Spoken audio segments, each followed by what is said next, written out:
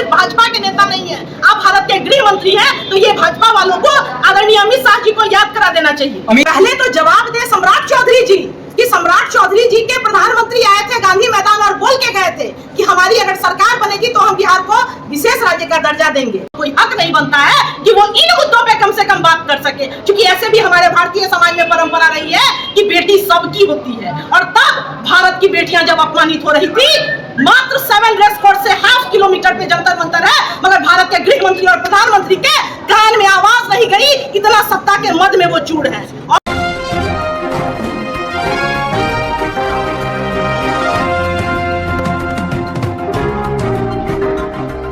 Madam, आपको आकर के कर्पूरी चर्चा क्यों करना पड़ा इस पावन धरती पे, बाबा महेंद्रनाथ के धरती पे? देखा जाए, आज की जो कर्पूरी चर्चा है वो गांधी, लोहिया, जेपी और कर्पूरी की परंपरा को आदरणीय नीतीश कुमार जी ने धरातल तक उतारा है। और आगामी 24 जनवरी को उन्हीं कर्पूरी ठाकुर जी की 100वीं जयंती है, जो बिहार की ऐतिहासिक राजधानी पाटलिपुत्र में मनाई जानी है। तो एक तो मेरा सबसे पहले तमाम जो दरौदा विधानसभा के हमारे महत्वपूर्ण नेतागण, साथीगण हैं और यहाँ की जनता, उनको ये न्योता हमारी तरफ से था।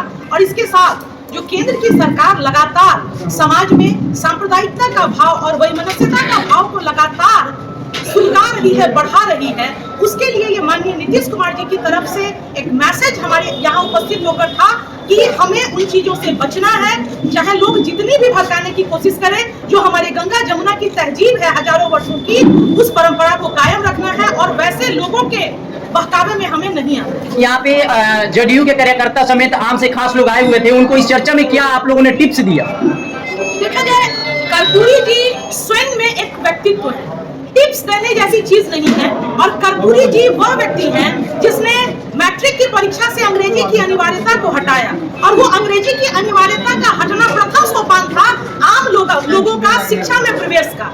और आज अगर आप देखते हैं कि यहाँ कुछ सीनियर टीचर हैं, कुछ सीनियर इंजीनियर्स हैं, तो ये उस 65-66 के जिसको कहा जाता था कर्पूरी डिवीजन, उस कर्पूरी डिवीजन के बाद की उपज है, जहाँ से शिक्षा के क्षेत्र में लोगों का प्रवेश हुआ बड़े पैमाने पे। वरना लोग पढ़ाई करते थे, मगर 10th में जाके चूंकि अंग्रेजी हमारी भाषा नहीं थी और वहीं पे शिक्षा दीक्षा पे ब्रेक लग जाता था। ये तो एक सिर्फ वानगी है, और उसको आगे बढ़ाया नीतीश कुमार। नर नारी समता का जो कॉन्सेप्ट देखा था, जो सपना गांधी ने, उसको धरातल पर जिसने उतारा है, वो नाम है नीतीश कुमार। और इन्हीं चीजों का मैसेज देने के लिए, और आपस में लोग के यहाँ के भी हमारे साथी इसमें वक्ता थे और हम लोग प्रदेश से अधिकृत तौर पर इसके वक्ता हैं, इन्हीं चीजों पे चर्चा हुई है कि जो हमारा समाज है वो अमन चैन के साथ हम लोग जिए समाज में। अमित शाह जी का बिहार में दौरा होने वाला है, सियासत तेज हो चुका है, और सम्राट चौधरी का एक बयान है कि नीतीश कुमार को केंद्र सरकार इतनी बजट देती है, उसके बाद भी हाथ फैलाए भीख कटोरा लेके मांगने जाते हैं। तो इस पे आप क्या कहिएगा सम्राट चौधरी के बयान पर?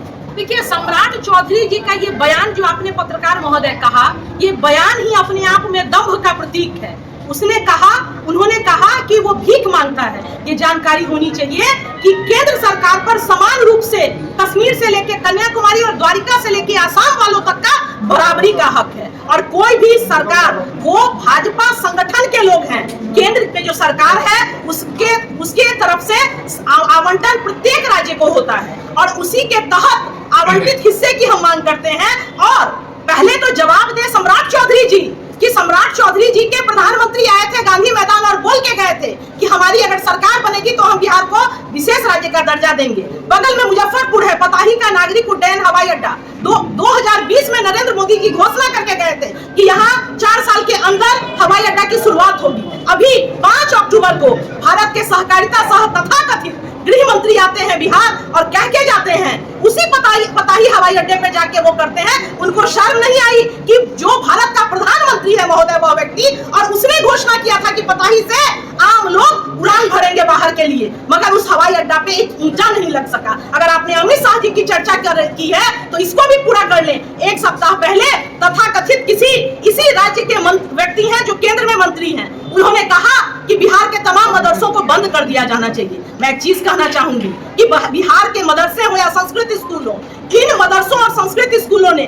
तब शिक्षा की लौ को जगाए रखा था जब सामान्य लॉर्ड मैकाले पद्धति के विद्यालय नहीं थे समाज में, गांव-गांव में, तब इन संस्कृत विद्यालयों और मदरसों को बंद किए जाने का डिमांड करने के पहले उन्हें मदरसों का इतिहास जान लेना चाहिए था। क्योंकि और अगर वो कहते हैं कि मदरसों में राजद्रोह के कार्य होते हैं, तो अरे आप तो भारत के गृह मंत्री हैं, और अगर भारत माता से गद्दारी चाहे कोई हिंदू का बेटा करे चाहे मुसलमान का बेटा करे, उसे कोई भारतीय माफ नहीं करेगा। आप भारत के गृह मंत्री हैं, आप जाकर उन तमाम मदरसों हो या संस्कृत स्कूल हो, आप उन पर कार्रवाई करें, और जो भी भारतीय दंड विधान संहिता के अनुरूप उस पर कार्रवाई है, राजद्रोह का उन पर केस दर्ज हो और तत्काल प्रभाव से उन्हें बंद कीजिए।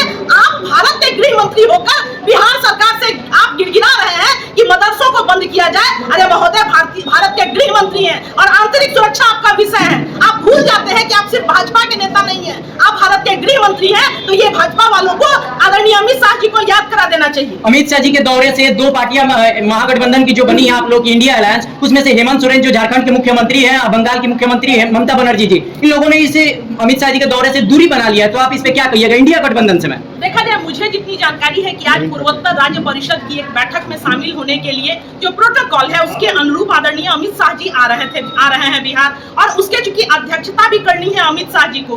बाकी आदरणीय ममता बनर्जी जी ने क्यों, भारत के गृह मंत्री हैं महोदय, सिर्फ वो भाजपा के नेता नहीं है, और झारखंड के मुख्यमंत्री हेमंत सोरेन जी ने भारत के गृह मंत्री द्वारा बुलाए गए बैठक में जाने से इनकार क्यों कर दिया? अब इनका उत्तर तो ममता बनर्जी जी या हेमंत सोरेन जी दे सकती हैं, हम लोग जदयू वाले तो दे नहीं। चलिए पीछे। आपके द्वारा देश के प्रधानमंत्री को डायरेक्ट चैलेंज दिया गया कि देश के प्रधानमंत्री पूरे देश के जातीय जनगणना कराकर, आर्थिक गणना कराकर देश का रिपोर्ट पेश करे कि देश में कितनी गरीबी है। क्योंकि बिहार के मुख्यमंत्री श्री नीतीश कुमार जी ने बिहार का रिपोर्ट पेश किया, जातीय गणना कराकर, आर्थिक गणना कराकर, कि बिहार में 34% गरीबी रेखा है। तो देश में आप डायरेक्ट प्रधानमंत्री को चैलेंज किया, क्या कहिएगा इस पे? मैंने तो ओपन चैलेंज ओपन मंच से किया, और चूंकि इसलिए बोलना पड़ता है भारत के युवाओं को, चूंकि हम बेटियों का सवाल तो और भारी है भारत के प्रधानमंत्री से। जब आपने पत्रकार महोदय छेड़ा है तो अब सुन लीजिए, ये भारत का वो गृह मंत्री और प्रधानमंत्री है कि मणिपुर की बेटियों पे विश्व इतिहास का ये रिकॉर्ड है कि इतना बड़ा अत्याचार किसी भी सभ्य समाज में बेटियों पे नहीं हुआ था। सैनिक की पत्नी थी और उसे सरेआम उसे बेइज्जत किया गया, और 8 दिन अमित शाह जी मणिपुर रह के आते हैं, मगर चूंकि भाजपा की सरकार है वीरभद्र सिंह जी की, वहां उन्होंने कोई कार्रवाई नहीं की। हम धन्यवाद देते हैं सुप्रीम कोर्ट का, जिसने 83 दिन बाद संज्ञान लिया और उन अपराधियों पे केस दर्ज हुआ।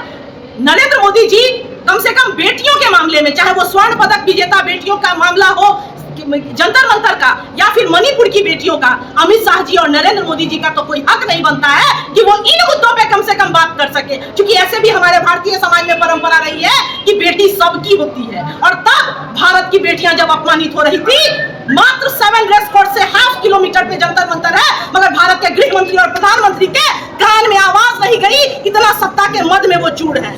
और एक और चीज, चूंकि आप लोकतंत्र का चौथा खंभा आपको भारतीय संविधान में कहा गया है, मैं आग्रह करती हूं आप पत्रकार बंधुओं से कि मत डरिए केंद्र की सरकार से। मैं वाजिब समझती हूं भय, जिसने बीबीसी के सिर्फ एक सवाल करने पे बीबीसी का दफ्तर सील को छापा मार के सील कर दिया, मैं समझती हूं, मगर आप पत्रकार बंधु सिर्फ पत्रकार नहीं है, भारतीय संविधान में आपको लोकतंत्र का चौथा खंभा कहा गया है। इसलिए निश्चित तौर पर आप हमारी आवाज को जन जन तक पहुंचाइए, ये मेरी तरफ से विशेष आग्रह है आप लोगों के।